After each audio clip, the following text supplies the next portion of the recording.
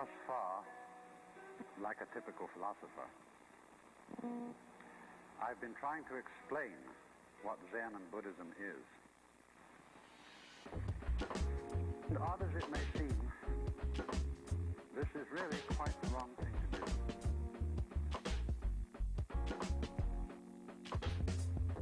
Stranger still, if in these talks I succeed, giving you some sort of impression that you understand that the whole problem has been made clear in words, I shall really have deceived you.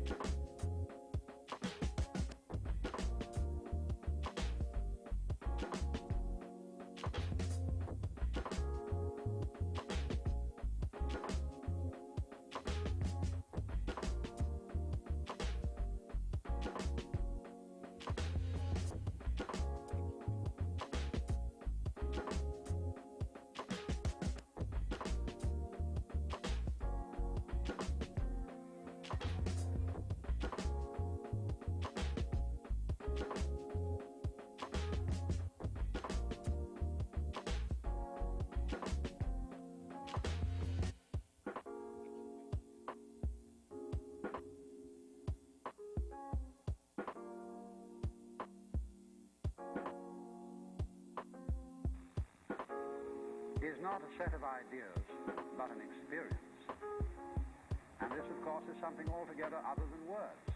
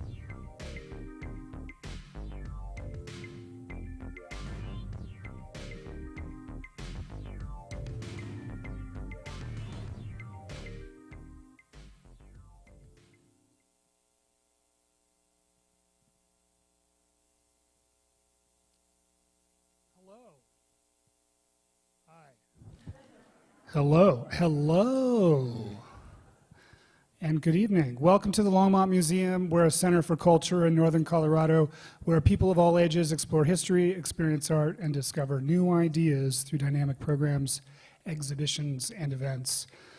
My name is Justin Veach. I'm the manager of the museum's Stewart Auditorium, this thing that we're seated in, where I'm standing in now, and I curate public programs for the museum. Thanks for coming out tonight. I'd like to thank the folks who make our programming possible, the Scientific and Cultural Facilities District, the Stewart Family Foundation, the Friends of the Longmont Museum, our many museum donors, and of course our museum members. Do we have any members with us? Yeah, I thought so. I thought I saw some of you members. Thank you so much. We simply can't do all that we do without you. If you're interested in finding out more about what it means to be a member of the Longmont Museum, see one of these people who raised their hand. I'm sure they'll tell you all about it. Tonight's program is being offered as part of our Thursday Nights of the Museum series. Every Thursday evening, we offer a film, a performance, a concert, a reading, conversation, panel, lecture. Yeah, a little something for everyone. This evening's program in particular is part of our Voices of Change series. It's part 6, and the series is dedicated to various social justice related issues. I think we started off with a history of race and social justice in Longmont. We did a program on the Japanese American experience in Colorado, art and activism, and we expect to just continue to do these dialogues for as long as the dialogue is required. So I think that will be forever. Before we get going, I want to share our land acknowledgement statement with you. It was adopted by the City of Longmont in the summer of 2021. We acknowledge that Longmont sits on the traditional territory of the Cheyenne, Arapaho, Ute, and other indigenous peoples. We honor the history and the living and spiritual connection that the First Peoples have with this land. It is our commitment to face the injustices that happened when the land was taken, and to educate our communities, ourselves, and our children to ensure that they never happen again. Thank you. This evening's Voices of Change conversation is dedicated to the ongoing epidemic of missing and murdered Indigenous relatives. Indigenous people are at a disproportionate risk of experiencing violence, murder, or going missing, and represent a significant portion of the missing and murdered cases in our country. With us this evening are 3 people who will help shine a light on how this epidemic came to be and what we can do to help put an end to it. Please welcome Danielle SeeWalker, Raven Payment, and Clint Carroll to the Longmont Museum. Come on out, guys.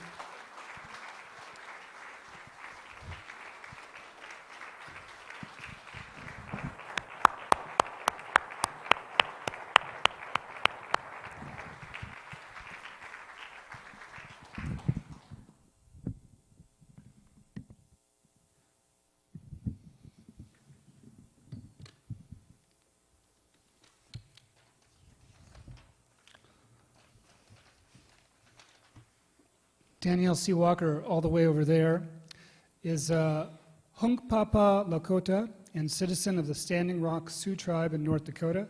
She is an artist, writer, activist, and boy mom of 2 based in Denver, Colorado. Her artwork pays homage to her identity as a Lakota woman and her passion to redirect the narrative to an accurate and insightful representation of contemporary Native America while still acknowledging historical events.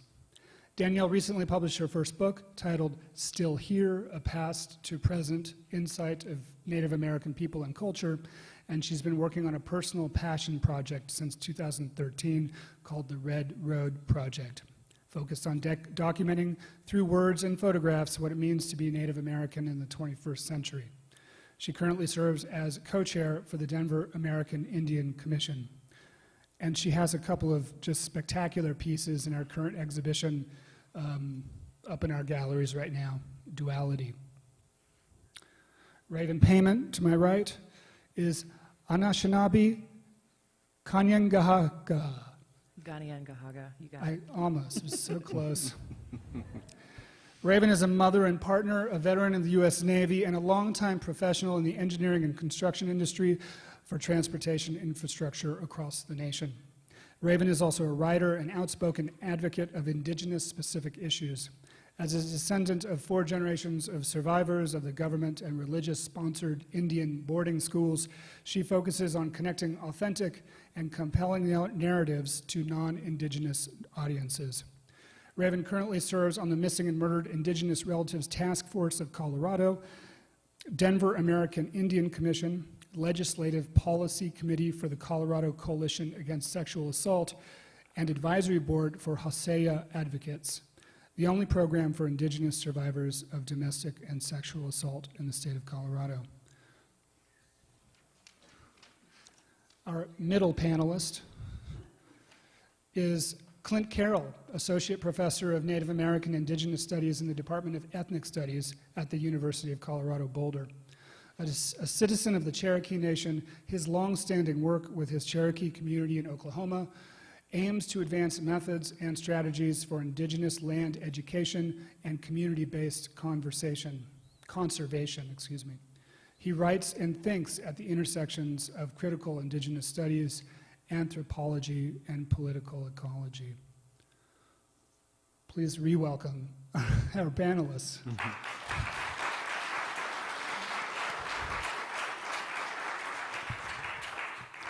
In 2016, 5,712 cases of missing and murdered Indigenous women, girls, and relatives were reported. Indigenous women were murdered at 10 times the rate of other ethnicities, amounting to the 3rd leading cause of death amongst Indigenous women, according to the Centers for Disease Control. In 2018, it was estimated that approximately 4 out of 5 Native women had experienced violence and were twice as likely to experience violence than white women, and 3 times more likely to be murdered.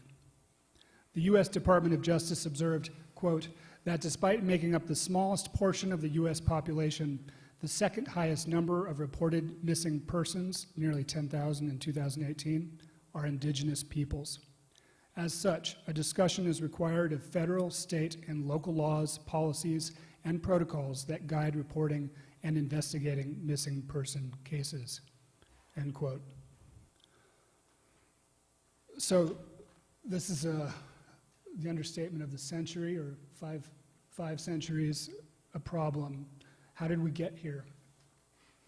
Would you care to give us some historical context, maybe starting back maybe 500 years or so? Go ahead. I think they're looking at the historian.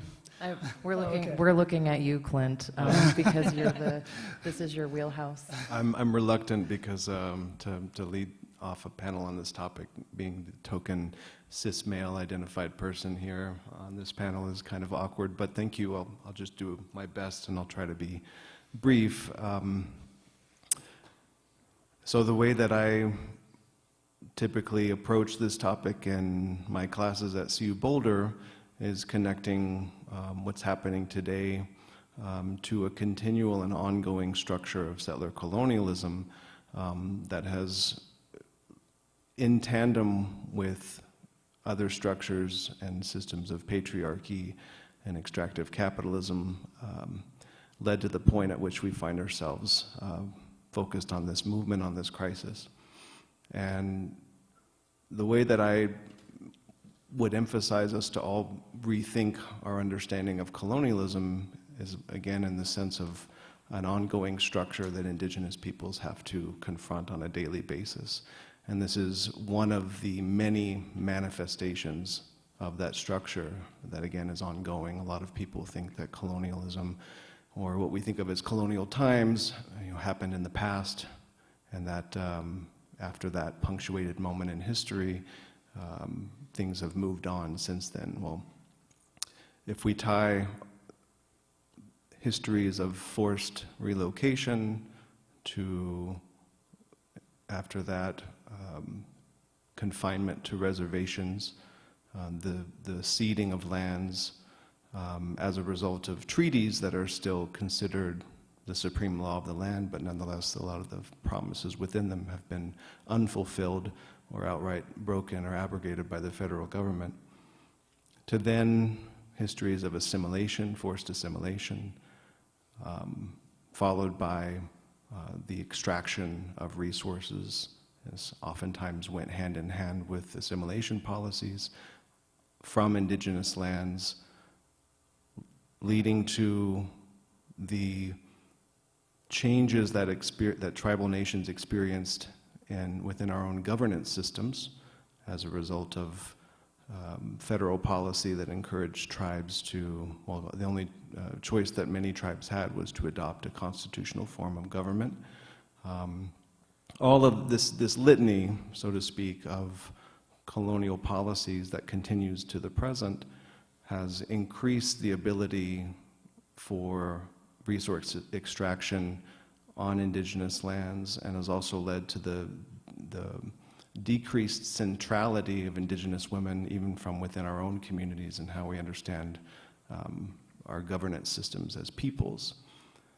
And so I say all that to kind of preface the conversation today and to really highlight these three interlocking systems of oppression of patriarchy, colonialism, and capitalism that have led to the current manifestation in missing and murdered indigenous relatives.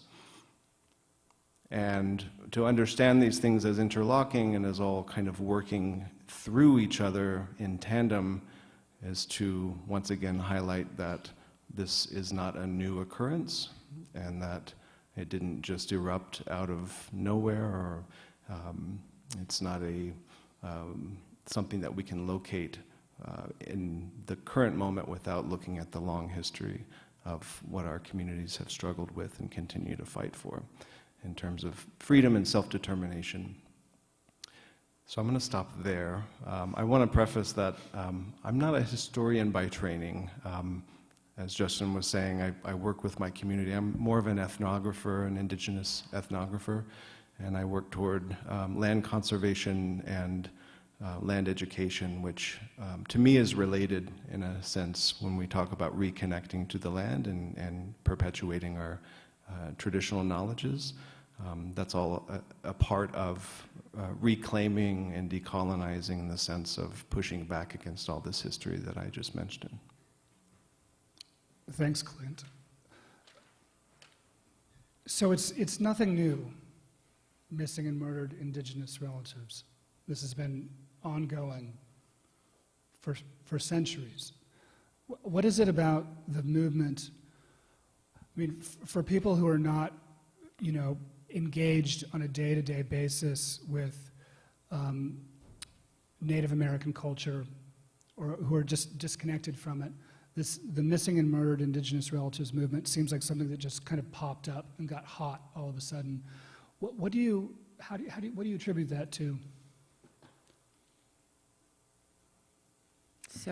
Oh, no, go ahead. It's definitely not a new movement. This has been going on since time immemorial. And one thing, I like to always say, because everybody in this room is familiar with the story of Pocahontas, right? She, in fact, was one of the earliest known MMIR cases. She was forcefully married to a British man at age 15, raped, and kidnapped and brought to Europe. So the story that we're all painted with in Disney and our subcultures and all of the pop culture about her, it's totally false, and that sort of sets the tone of like what mass America is taught about Native people. We have a different perspective, we're taught a different perspective, we know the truths, and that's just sort of one small example. But the fact that a lot of people are saying, oh, this movement is new, just like I've heard about these boarding schools, like that's recently popping up. No, this has been going on for a long time. It's just that we're lucky enough to be a generation sitting here today that are able to use our voices in a public way that's legal. My grandmother was not even considered an American citizen when she was born. My dad, his generation, Native people weren't legally allowed to vote. So I'm like the first generation able to legally vote. And so I'm also the first generation that's able to freely speak on behalf of our people and our community without reprimand, without, being framed or whatever and tossed in jail or being criticized. So I think the fact that like we come from this generation today, that we're able to use our voice, this is why you're hearing a lot more about these topics in a very public way. Yeah, kind of capping on to what Danielle just said. Anecdotally, in our lifetimes, and even how we're taught, specifically as, Indigenous women and when we were girls, how to protect ourselves when we were, out in society, because our moms and our aunties and our grandmothers faced these disproportionate amounts of violence, and then nothing was ever done about it. So in 2017, the Urban Indian Health Institute released a report that finally gave what we anecdotally knew was happening to our community a name, and that's when you saw the hashtag MMIW, which was for Missing and Murdered Indigenous Women. Since that time, we have come to recognize that men face just as much violence as women do, and similarly, that women was not capturing or being inclusive to our non-binary, our transgender, and our two-spirit community members. So the term relatives was adopted to just be inclusive of all Indigenous community members across the spectrum and be respectful of that. So that's why you're seeing such an influx now of, branding and the red handprint and hashtags. And like Danielle was saying, that's the most powerful part of this, is that we can finally speak about it. Can you talk a little bit about how art has played a role in kind of advancing awareness? The red handprint, how did that come about, do you know? So the red handprint came about the same time as that hashtag came out with MMIW. One of the most powerful stories about the red handprint, and specifically why the color red was chosen, was that some of our tribal nations believe that the color red is the only color that other spirits can see. So for our stolen relatives that have been taken away, kind of symbolized by that hand over your mouth silencing you, that color red can call your relatives home and call them back to you as we are advocating for, their justice. And then I would toss it to the talented artist in the room to talk about art. Yeah, I think for me as an artist, one way, I love to try to bring awareness to these heavy topics in a multitude of different ways. And I do it the way that I know how best, and that's through art. So a lot of my artwork personally reflects stories of my people, my community, things that have happened, including these tough topics. In 2020, actually, I curated an MMIR exhibit at the Dairy Art Center in Boulder, which maybe some of you saw. And it was an earring exhibit with over 5,000 different one-sided earrings. And each of those earrings were sent in by Native people all across Turtle Island. And when I say Turtle Island, that means all of North America into Mexico, which is North America. And all these Indigenous people that felt like they either had a connection to it, had a missing relative, a murdered relative, or wanted to have some type of advocacy, be part of this advocacy and awareness, sent in these earrings, and we hung them up on this burlap all around a room. And it's to symbolize, well, number one, we as Native women love earrings. We love our bougie earrings. So that's sort of a big symbol of who we are in our culture. But also, I think any woman, or even maybe some men, can relate to it. When you lose one of your earrings, you sort of cling and hold on to this other side, hoping that one day you'll find that other earring one day, and you just put it in a drawer or in a little bin, and it just never appears. But it's kind of very symbolic of also our relatives. We cling on to that hope that one day they'll come back and we'll be whole again with our family. And so, I'm long-winded, but that's one example of how I sort of put art out there to bring awareness and tap into a different audience than maybe sitting in front of a room full of legislators is, tapping into that one audience. So it's just another way to sort of bring awareness. So this is a really personal endeavor that you've taken on with the Missing and Murdered Indigenous Relative Task Force. You weren't just looking for a cause to get behind. You've actually lost relatives and people you've known. can you tell us a little bit about how the task force came together? Did you guys know each other before you came together on this? Yeah, we did know each other before the task force. I want to say socially, but I feel like social circumstances in Native circles tend to revolve around justice and those type of causes. The movement came about. There are other individuals on the task force that are obviously not here right now. We're spread throughout the state. We have 3 individuals that sit in the southwest corner of the state with the Southern Ute and the Ute Mountain Ute Nations. Danielle and I are more located towards the Denver metro area, and then we have another member who lives in Colorado Springs.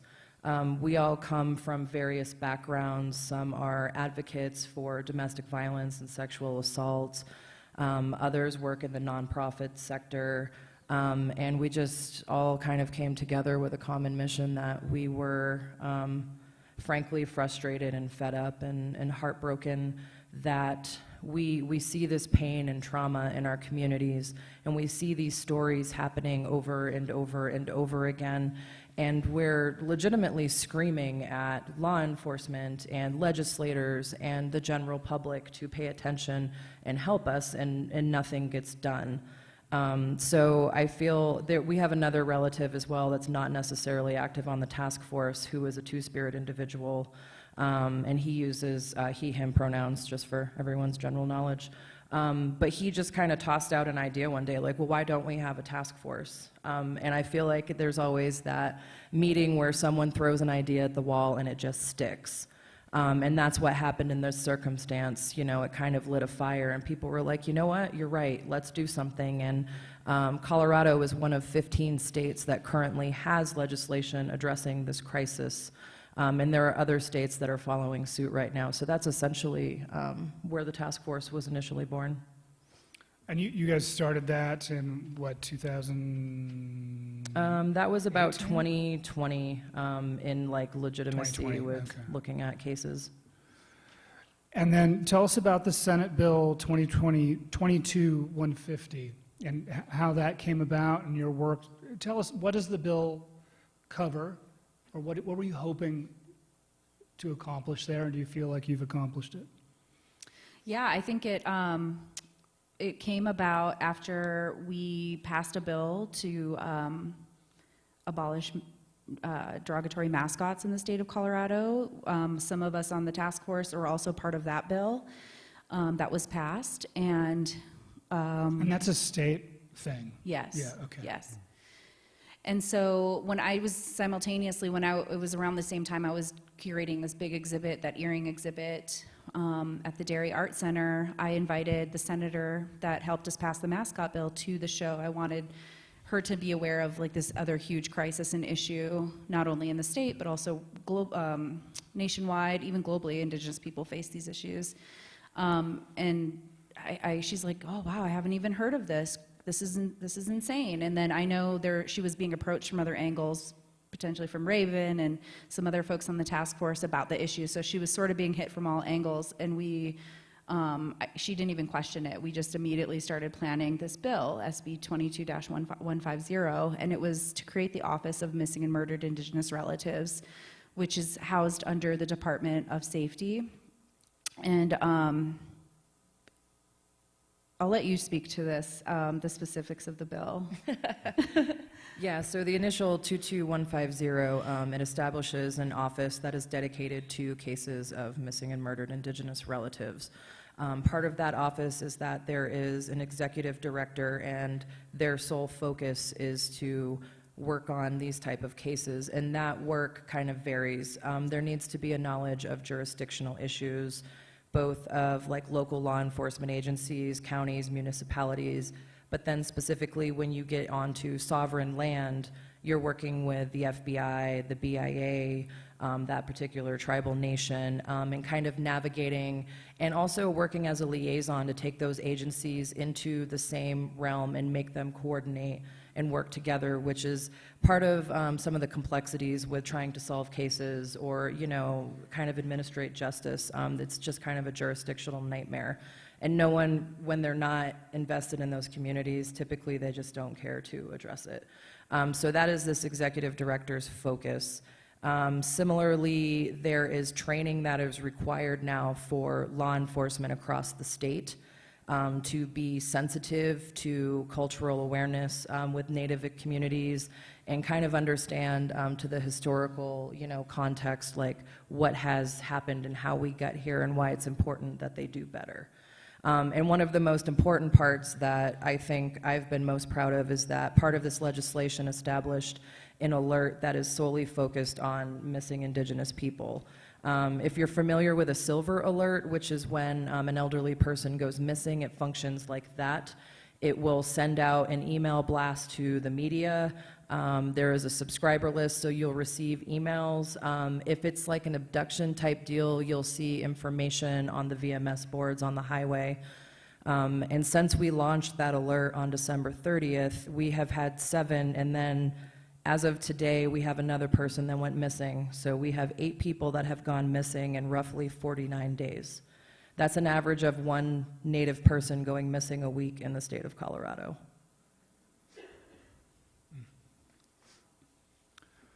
Terrible, terrible. I'm just so caught up in that. So tell us a little bit more about the challenges. Someone goes missing. A Native person lives on a reservation. They go missing. Take us through what those challenges are. Can you walk us through that a little bit? Sure. I'm going to kick it to you in a second, Danielle, and talk about our recent experience in Denver. One thing I do want to emphasize, too, is that 76% of Native people do not live on reservations. We live in urban centers, rural populations, and in Colorado in the 2020 census, we have 250,000 Native people living in Colorado, so we are 3% of Colorado's population. Most of us are not concentrated on the reservation. So what happens theoretically when a person goes missing is your family member calls whatever your local law enforcement agency, and they usually issue a unit out to your house to take the report. What we've been finding specifically with the Denver Police Department recently is that they take hours, if not days, to even respond to the call. You call, you leave a voicemail, and they'll eventually get back to you. By the letter of the legislation, if it's a missing Indigenous person, if it is a child, they have 2 hours to contact CBI and issue the missing persons alert. If it is an adult, they have 8 hours. In the recent case in Denver that Danielle and I were involved in, and it happened over a holiday, which was extremely heartbreaking, but essentially there was 72 hours before the alert issued. And law enforcement never even responded to the family in person to take the report, and they waited a full 24 hours to call them back. So these are kind of the complexities that we're facing. And Danielle, you can probably elaborate on that a little more with your experience in that case as well. Yeah, I mean, we, as part of the task force, we jumped right on it because we couldn't just sit back and watch the police and FBI and the CBI just not respond to this family who's desperately pleading for their missing relative. So literally, Raven and I, being in Denver area, the closest, we just, put it in, within 24 hours, we were out on the ground searching for this relative that the police didn't respond to. The person that sits in the missing and murdered Indigenous office, the office that we created through the bill, he didn't even respond to any of our calls. He didn't respond to the family. Actually, his very first call was to Raven, and he's like, hey, what's going on? Can you give me some details of this case? We're just mothers, community members that volunteer our time because we're passionate about this, and this is his job. Ultimately, what had happened was that his body was found a few blocks away from the home. We probably walked by it, at some point. Raven for sure did. I know that she was walking up and down the street where he was found, and a community member had to find his body, and the police left a voicemail for the family and just said, hey, we have an update for you. And she was in a ceremony. They were praying and having a ceremony, and so she called as soon as she got her voicemail, and they didn't return her call for several hours. And it was the news to let them know that their relative was found. We had to call in a favor to get the detective to call her back, we called a friend who's an FBI agent who managed to utilize their phone tree to contact leadership to call this woman back and let them know that they had indeed found her deceased nephew. And it was not a personal, like, show up to your door like you see in movies. As it turns out, that's not usually how that works out. So there's this kind of institutional racism, obviously. What are some other, there are other challenges, right? I mean, in terms of, I'm completely ignorant, very ignorant as to how what is the Native person's relationship to their tribe or their nation? Does it involve, do they get involved somehow? I mean, Native people are we're very transient. Yeah. So I know personally in my family, we have a sort of a personal train back and forth between Standing Rock and Denver. I have family members that go back and forth.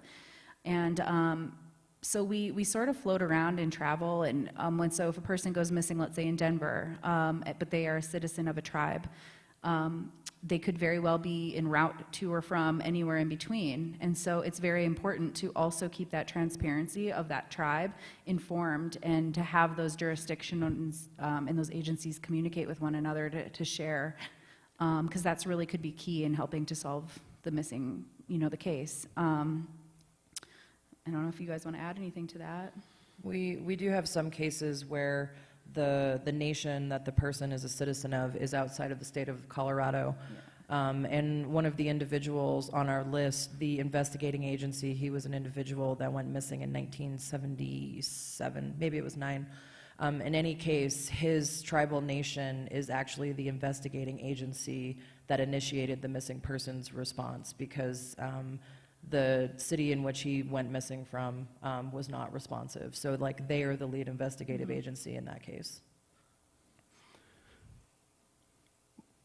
I would add that this is also wrapped up in the kind of broad brush strokes history that I talked about earlier, and that, we think about this kind of long duration of colonialism and how that has led to our current moment, to the point that Raven made about 76% of Native people live in urban centers. That's a product of yet another assimilatory policy called the termination policy, and urban relocation went hand in hand with that in the late 40s and throughout the 50s. That policy era wasn't officially overturned until self-determination, which was 1975, 1974. So termination and urban relocation, what urban relocation was aimed at doing was taking Native people away from their reservation communities by offering them jobs, a leg up in urban society. Oftentimes those promises fell completely flat. And so yet again, another example of unfulfilled promises. However, that also led to some amazing activism. It kind of came back and bit the federal government in the butt when Native people started recognizing that they're all, inhabiting these urban spaces and can, band together and resist and march on the streets in regard to rights and issues that they were experiencing collectively, even though they're coming from very different reservation communities, very different cultural, linguistic backgrounds. It was a way to kind of open up what eventually became the American Indian movement. And so I wanted to just kind of mention that, and maybe we can talk a little bit about Native women's activism kind of spurring in that moment as a result of AIM, or the American Indian movement, being very much a male-focused movement, but a lot of women's activist roles were definitely a part of that, but also creating the Women of All Red Nations, the kind of very specific form of Indigenous women's activism as a result of that. But what I wanted to go back to in terms of jurisdiction was the creation of reservations was intended to be permanent homes for Native nations, Native communities. Well, during the allotment policy, which coincided with an earlier form of assimilation, those lands were broken up. And the rationale for that was that Native people weren't using them right or weren't using them correctly. In other words, most Native nations didn't have a system of private property. And so for my nation, we went from 4.42 million acres to about 100,000 acres, and that's about 98% loss of lands that once were Cherokee owned by the people. And what that means, and what it means for a lot of other reservations, is that we're now left with what we call checkerboarded tribal land ownership and jurisdiction. And that's the key word when we talk about jurisdiction. That's when it kind of comes into the complexities of who has jurisdiction in specific cases on reservations when tribal land is literally looks like a checkerboard sometimes, with interspersed non-Indian land, other private parcels, and whatnot. And so that leads to a lot of complications when it comes to reservation communities and the ability to enforce tribal law and all the things that lead to effectively and expediently finding, identifying, and addressing this crisis of missing and murdered Indigenous relatives. So I hope that kind of provided a little bit of context for this issue of process and jurisdiction, but specifically within reservation communities where you do have a sense of sovereignty, even though it's very limited. You have maybe you have a tribal marshals or police department that, as Danielle was saying, can sometimes be cross-deputized with state police officers, etc. But it's still, it winds up leaving quite a bramble or a tangled mess when it comes to effectively dealing with some of these issues legally and criminally, as far as that's concerned. Yeah, like for example, back on my reservation, my cousin was found deceased in a very suspicious way. And because even though we are sovereign, we have our own government, we have our own police on the reservation, because it was a murder, the type of crime makes a big difference on who can investigate it. The tribal police were not able to investigate this. They had to wait for the FBI to come in. And the FBI, coming into small town North Dakota isn't like a quick thing. So, and we all know the first 48 hours of a crime is crucial to really getting ahead of it, and that just wasn't the case. And to this day, we still have no idea what happened to my cousin, and my family has no answers. And it's all kind of trickles back to this jurisdictional issue.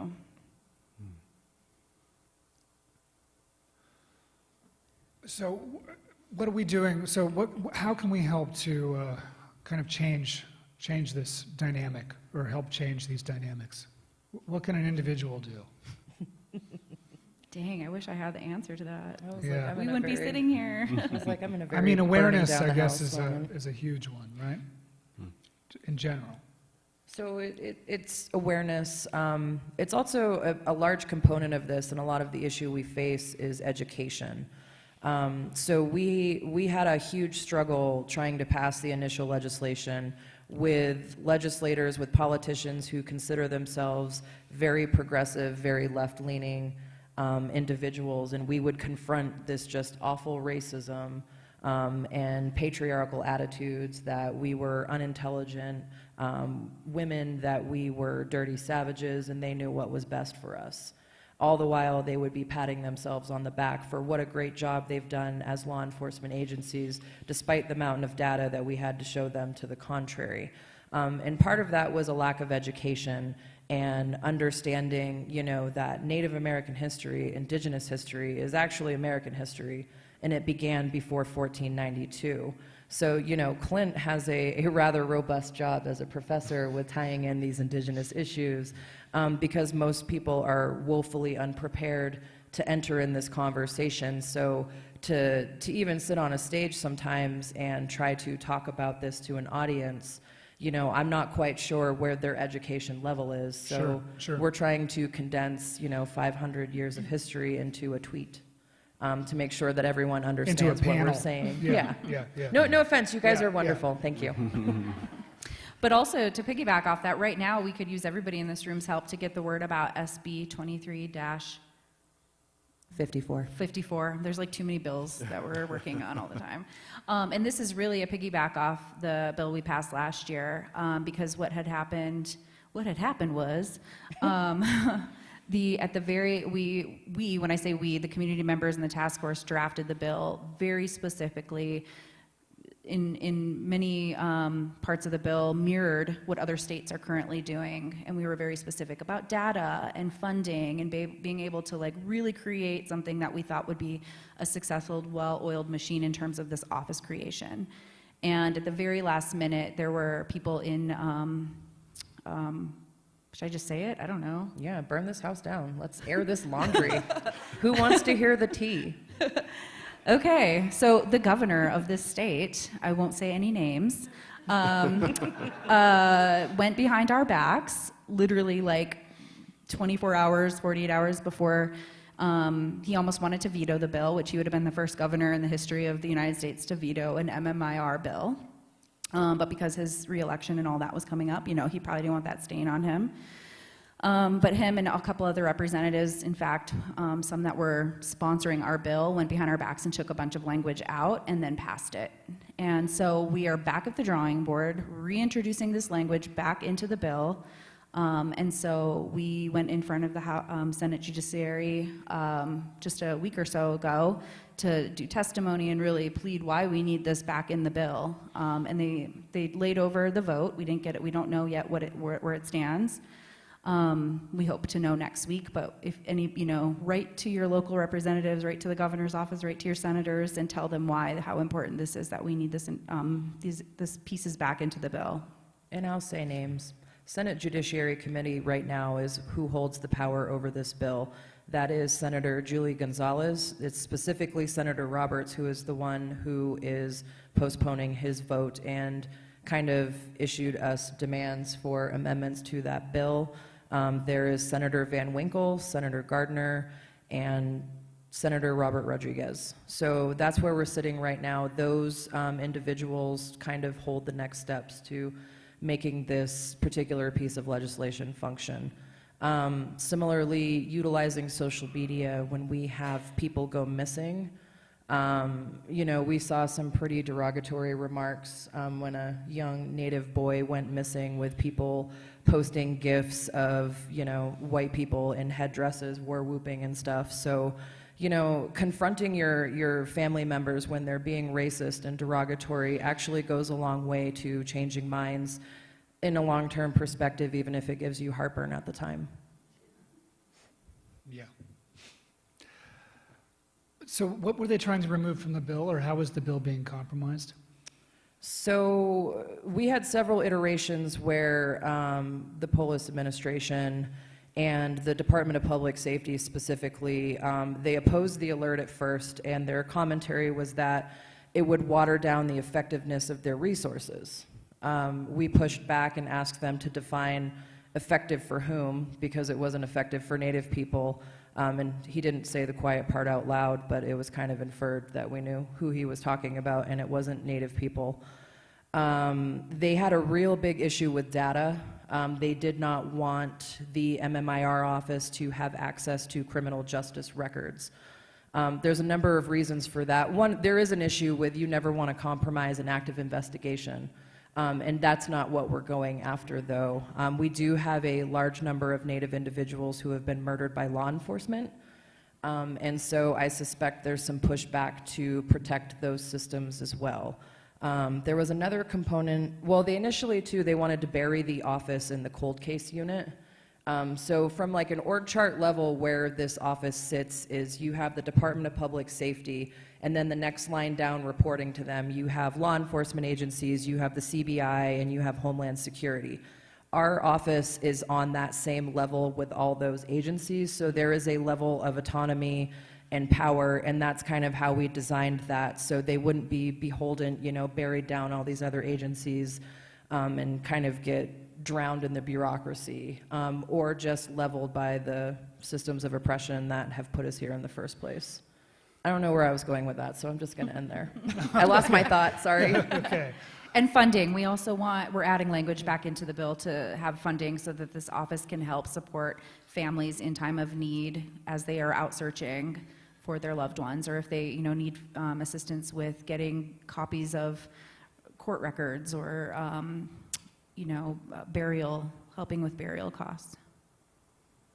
And there's some general issues with missing person databases in general. Like there isn't one main missing persons database that's sort of national database. It's kind of disconnected and disjointed, and that's another part of the issue right there, right?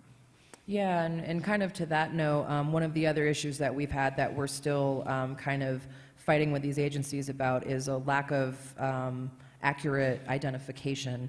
So oftentimes when, we have been murdered or we go missing, law enforcement will just make a snap judgment about who we are. So they will call us white, or they'll call us other race, or sometimes we'll get put under like Hispanic or, Latinx culture. And that kind of has repercussions for even being able to do an effective investigation of like the communities that we come from and the communities that we may know.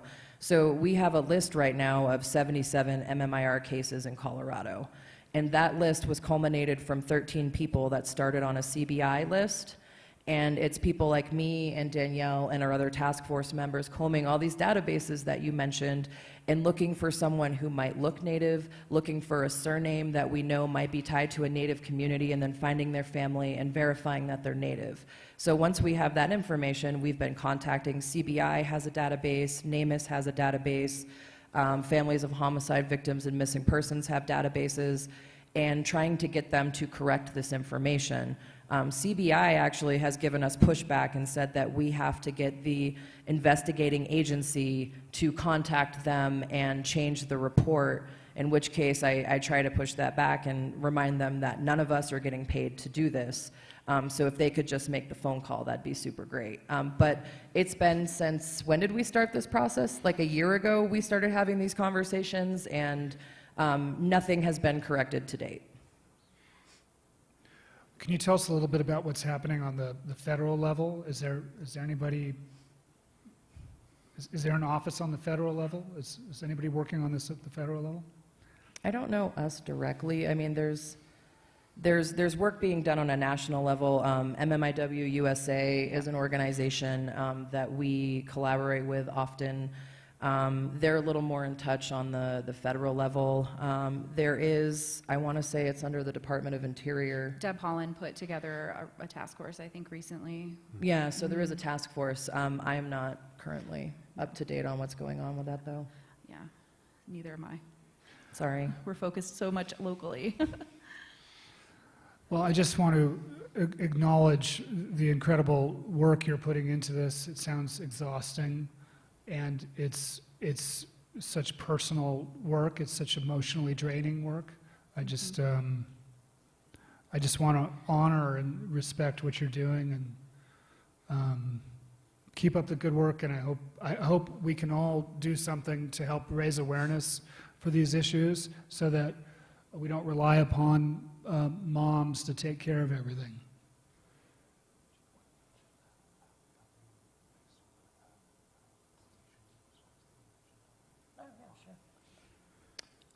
Just a quick note, if anyone feels like they want to make a financial contribution.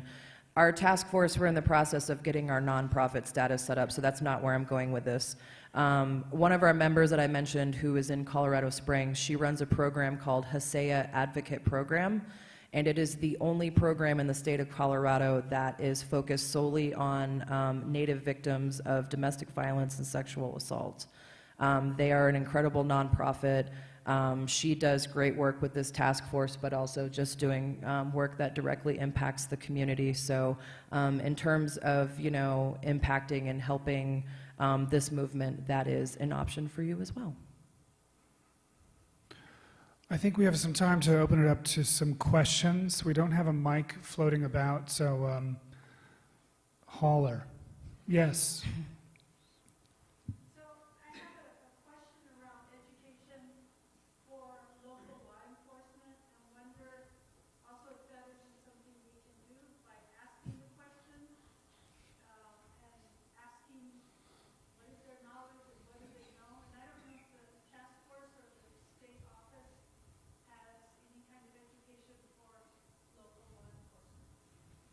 Yeah, so there's something called Colorado Post, and I think it stands for Peace Officer Standards and Training. That just came from the very back recesses of my brain.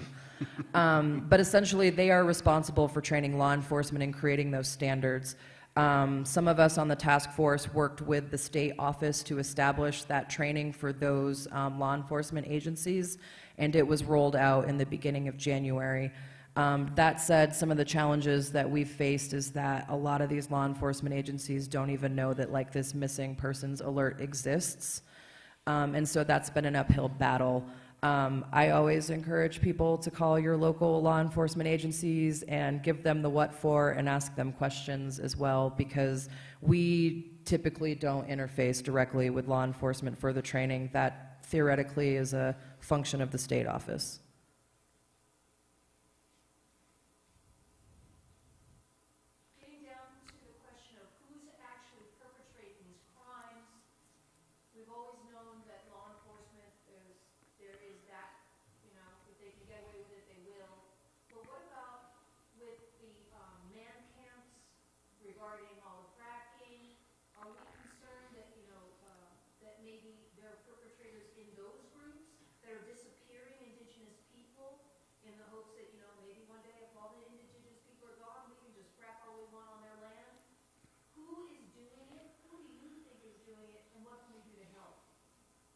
Coming from a state that has enormous fracking in North Dakota, at one point there was a huge boom and lots of man camps.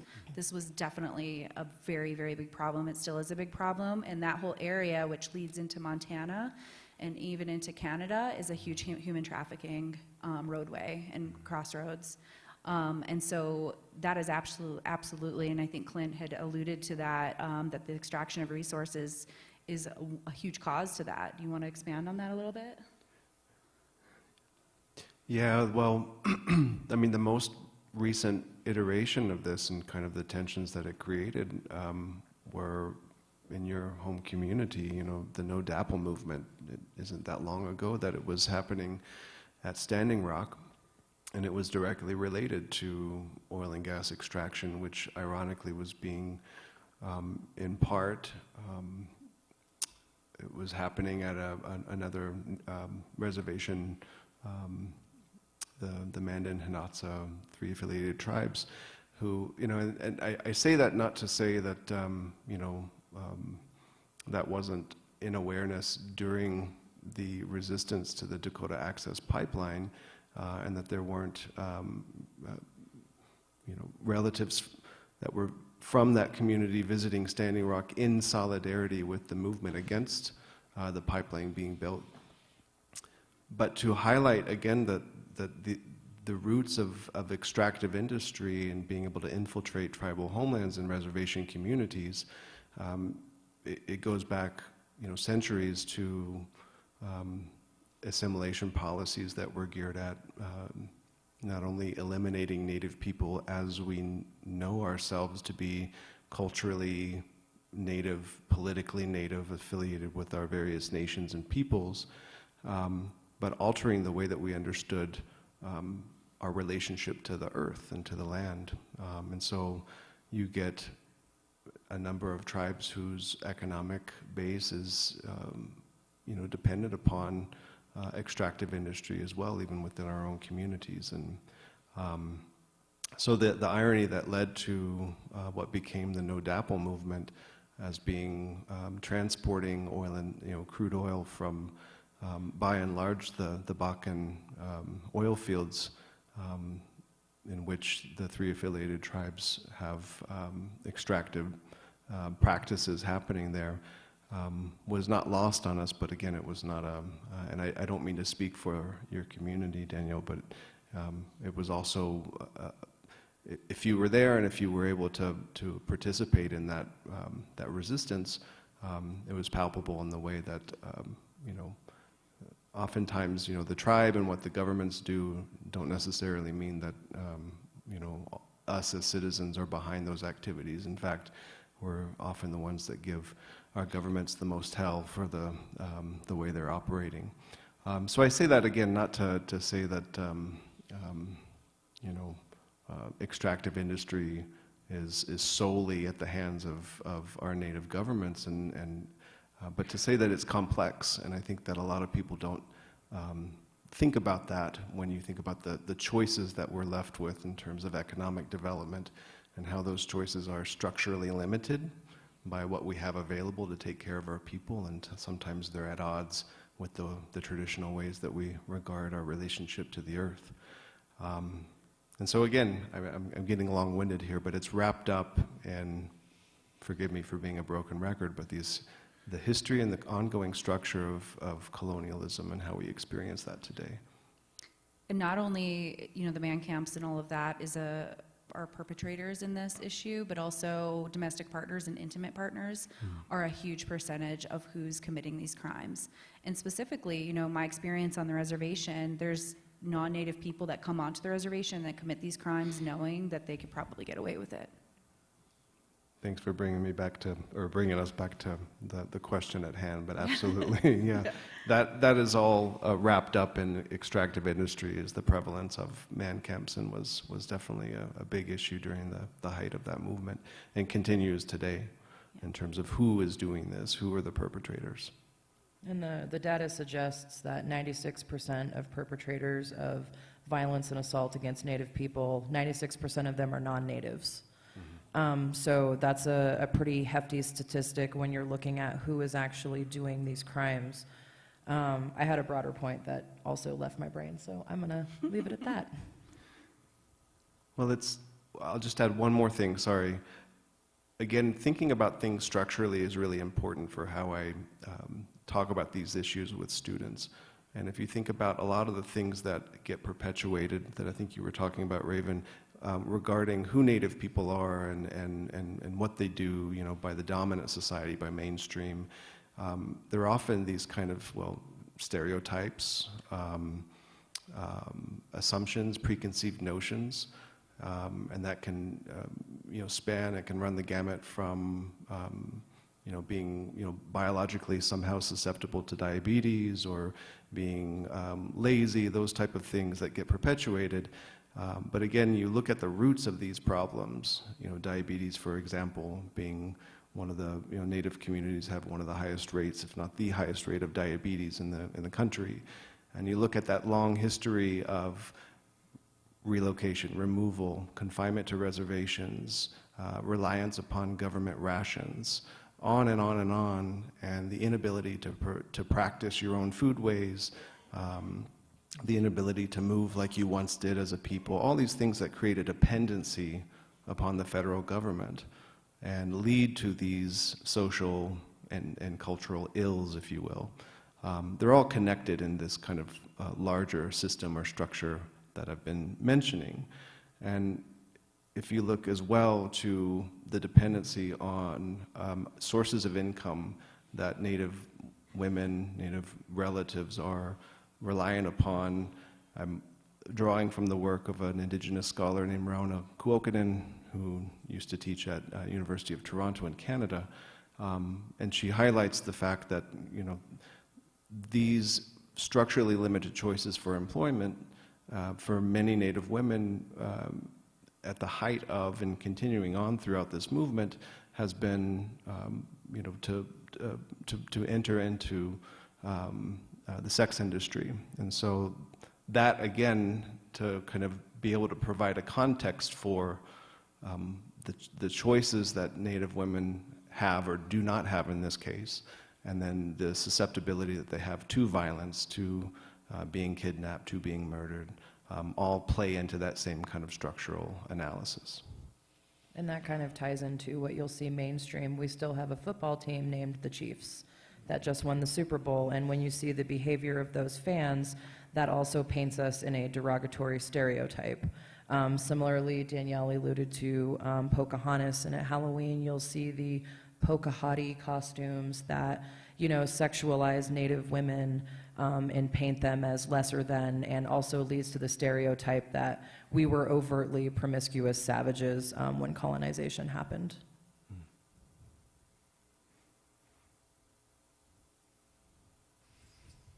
What's the name of the bill again? The current one or the older one? The one you want action So it's going to be SB 23-054, and it is Office of MMIR. And the sponsor is Senator Jesse Danielson. That might be another way to find it, too. Yes. I have a question about education, specifically at CU. Who's likely to take that class, and as the course progresses, do you see changes in attitudes? These kids are the hope for our future. Do you see changes as the level of education and awareness grows? Yes, absolutely. I've been surprised and impressed continually by the students, the interest in the courses that we offer. I teach in the Department of Ethnic Studies. I teach Native and Indigenous Studies, like Justin was saying.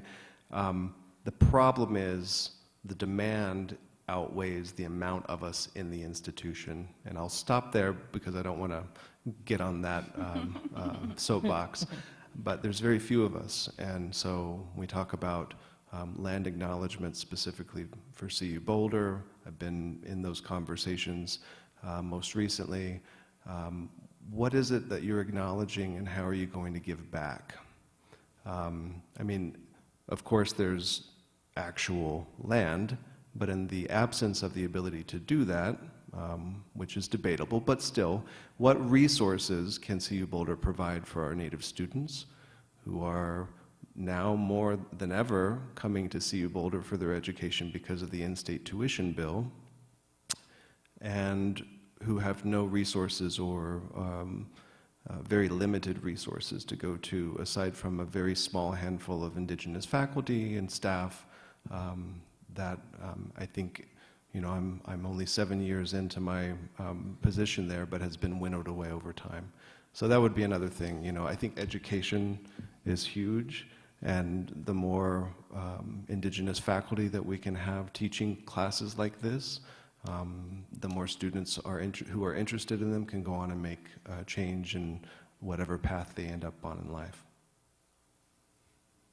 The interest is definitely there, though. Sorry. I'm done.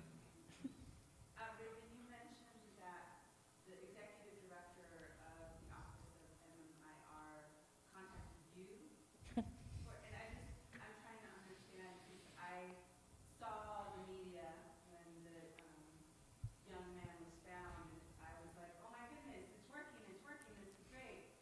But when you now learn the underlyings of how it worked out, it's pretty disappointing. And so what type of systems of accountability exist so this person has the power to make these make these connections and make these calls when there is this immediate response that is required? Yeah, I'm actually glad you asked. I feel like we left a whole conversation point out about the new bill. Part of the pieces that were taken off as well was a community-led oversight. And part of that, yay, she's clapping. But there is a board established in the legislation. The old one had a board established, and then in this newer legislation, there is a more robust description of specifically Native-led community members putting oversight in this board, and then making recommendations both to the Department of Public Safety and then also the House and Senate Judiciary Committees, so that if action needs to be taken, that can be facilitated from people that have, you know, authority and power. You know, I think our hope was that we were going to pass this legislation and have this fancy office, and we were going to go back to being moms and, you know, making awesome art for museums and whatever our passions may lie. And somehow these institutions that have historically oppressed us have still managed to undermine and not do right by us. And so, you know, it's funny, you mentioned Aaron calling me, and he very much did call me while we were in the middle of a search party in snow up to our thighs, looking for this young man, asking me what the details are, and I am not a cop, so I technically shouldn't have the details. Sorry, I have two more. Okay, two more. Okay. I just want to go back to what Clint mentioned earlier. You made a comment about the women in the resistance and circling back, and I want to acknowledge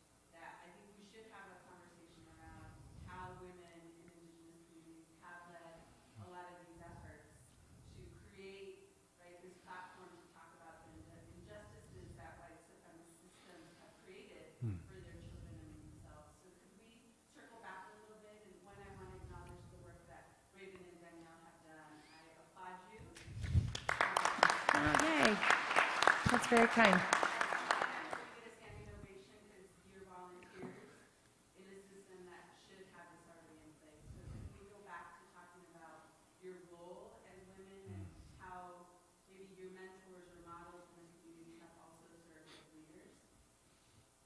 Yeah, I mean, Clint mentioned the Women of All Red Nations. I come from relatives that were part of that. My auntie was sort of the backbone of AIM. If anybody remembers AIM, American Indian Movement of the 70s, the men were always the face of it. The men were in the media, they were the face of it, but the women were the backbone of it. In fact, my auntie was one of the key figures that helped to terminate forced sterilization of Native women, which was still happening into the 1970s. And if anybody lives in the Arvada area, I actually did a mural that pays homage to the women of AIM and the women of Women of All Red Nations, that to acknowledge them, because they don't get acknowledged. We do come from a very matriarchal society.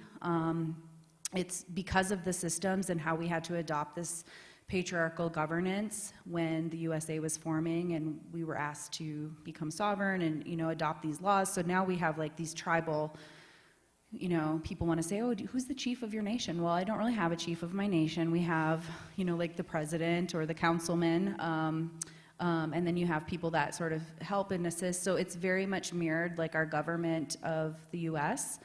But that wasn't historically how we operated. Women were definitely just as vocal as men. Women made the decisions. Women were the keepers of our teepees. In fact, in my tribe, they were the ones that owned the teepee and made the choices and the decisions. And so today we're sort of circling back to that. Women are taking back that matriarchal stance. And I would like to see, and I get frustrated often when, Raven and I and several other women are fighting and on the front lines, and I don't look around and I see no men. It's frustrating to me because we have men in our societies that claim, warrior status and this and that, but then when it really comes down to it, where are they?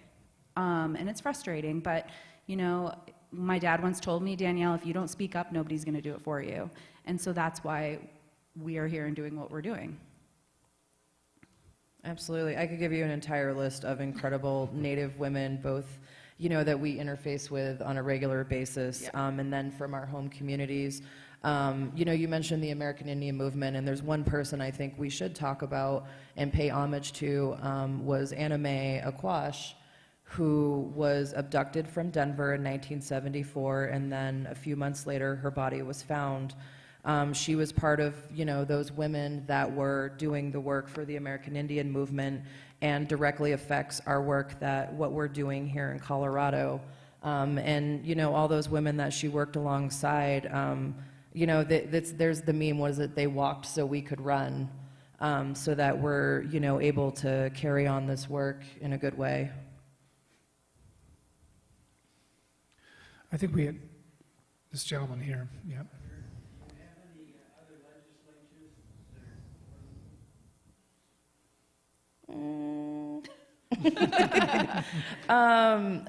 I will say yes, but from a more a backseat perspective. I would emphasize that what our two House sponsors did to us in the last session was heartbreaking. They were also women of color that sided with a system of oppression to undermine the work that we had done. So I think that we've been a little more leery to bring in other legislators until they've kind of shown with their actions, not their words, that they are not just allies but accomplices in this movement.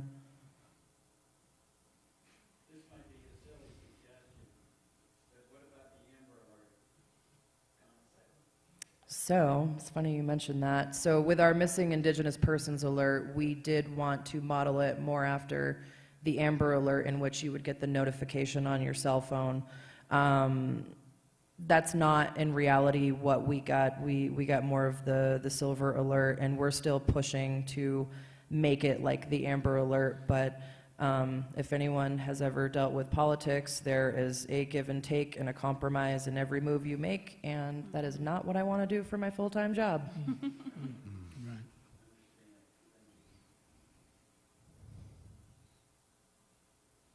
Yes. I just wanted you to spell Yeah, so it's Hesea Advocate Program, and Hesea is spelled Haseya. You're welcome. Okay, yes. When Deb Haaland became the Secretary of the Interior, that was a huge, momentous event for the Indigenous people. Would it be of any advantage to reach out to her and have her use her department to aid this effort? It's a whole different body, We actually did. she's in. Yeah, we actually did. We did. Yeah, we call her Auntie Deb, Yeah. but there are limitations to her role and what she can like directly support and testify to.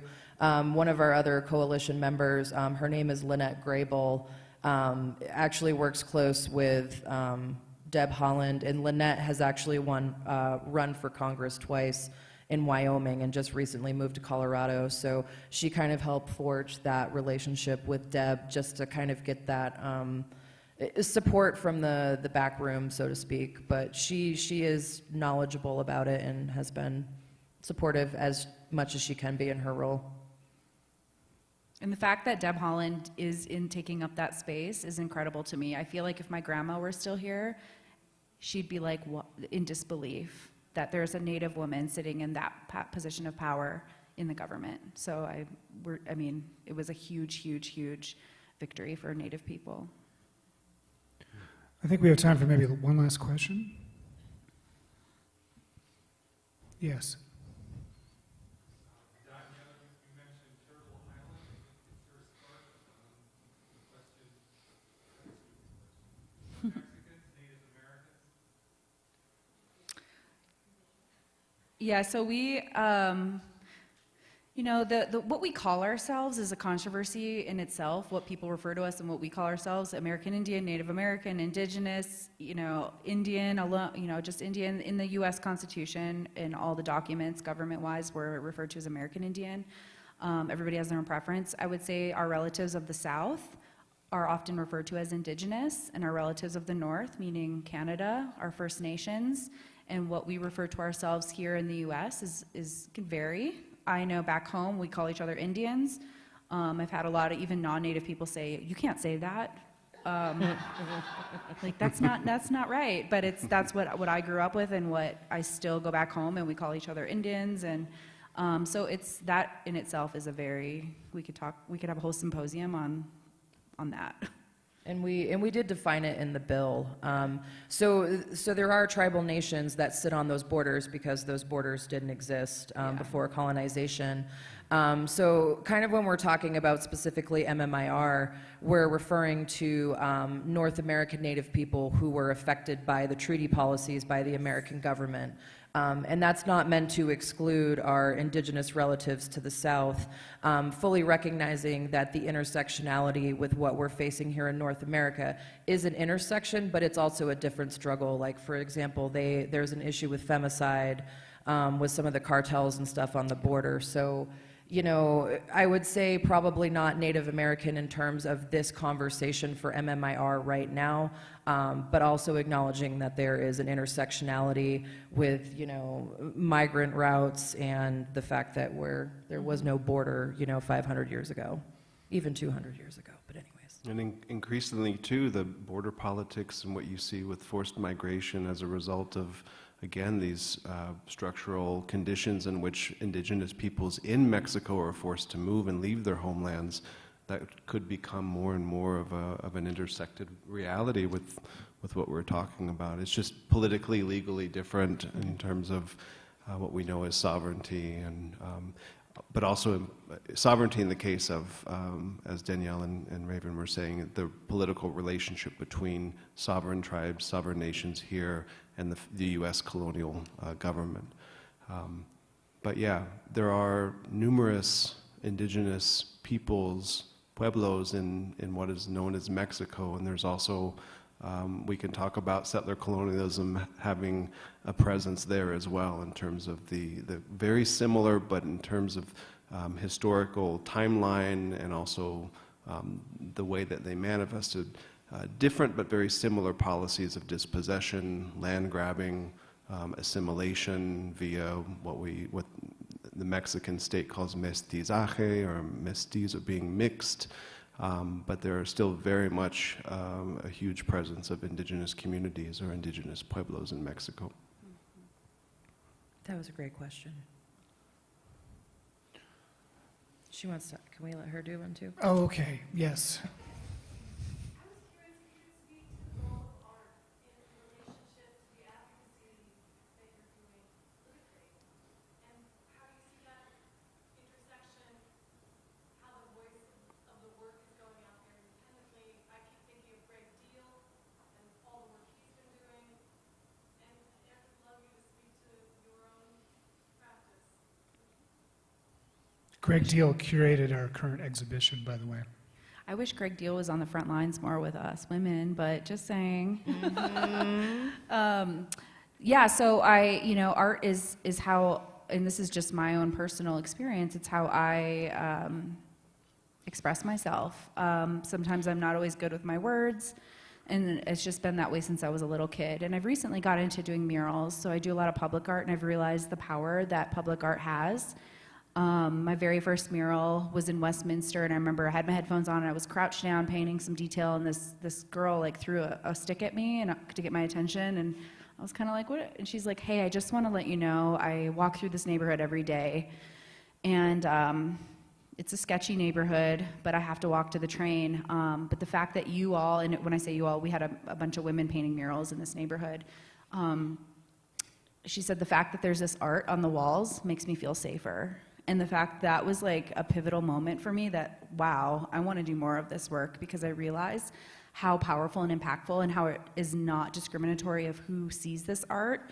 Anybody walking down the street that maybe never has stepped foot in a museum can see and experience this art form and can take something away from it. And the fact that she felt safer because of art was like, I can't even explain in words. I'll never forget that moment.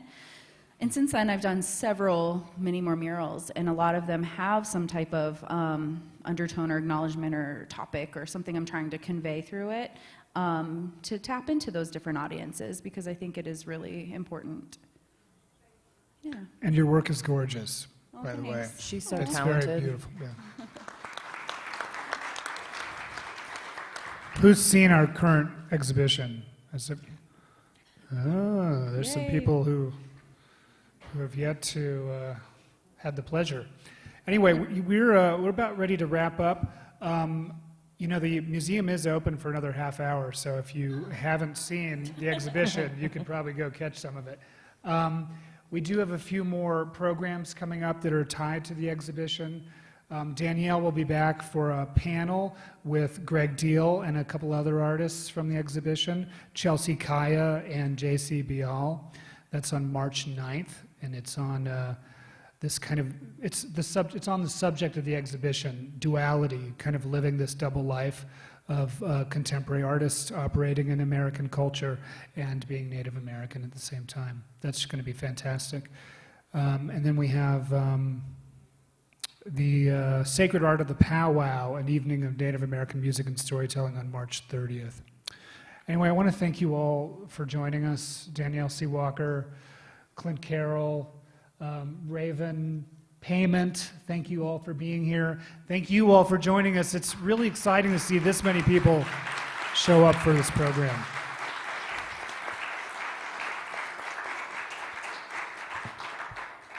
Thank you.